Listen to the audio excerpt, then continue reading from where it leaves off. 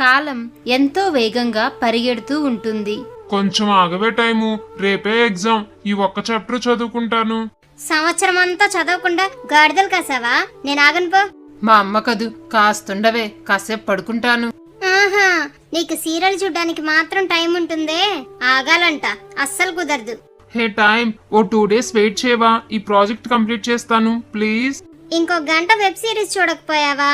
ఉన్నన్ని రోజులు వృధా చేసేది, ఇప్పుడేమో నన్ను బతిమాలుకునేది. నేనుండను కాకుండాను. ఏమే టైమా, కొంచెం నా కోసం ఆగకూడదా? నేనెవ్వరి మాట విన్ను.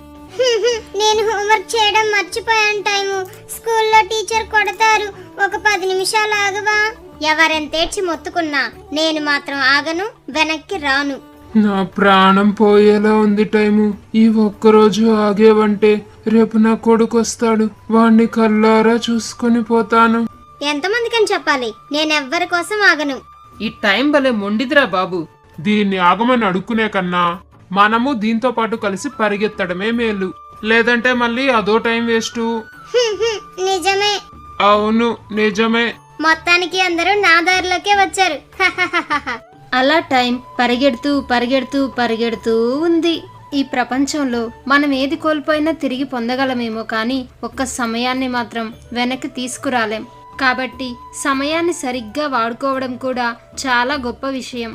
ఈ కథ కనుక మీకు నచ్చినట్లయితే వెంటనే ఈ వీడియోని లైక్ చేయండి. ఇలాంటి మరిన్ని మంచి మంచి కథల కోసం మన బుజ్జి కథలు యూట్యూబ్ ఛానల్ ని సబ్స్క్రైబ్ చేసుకోండి. Thanks for watching.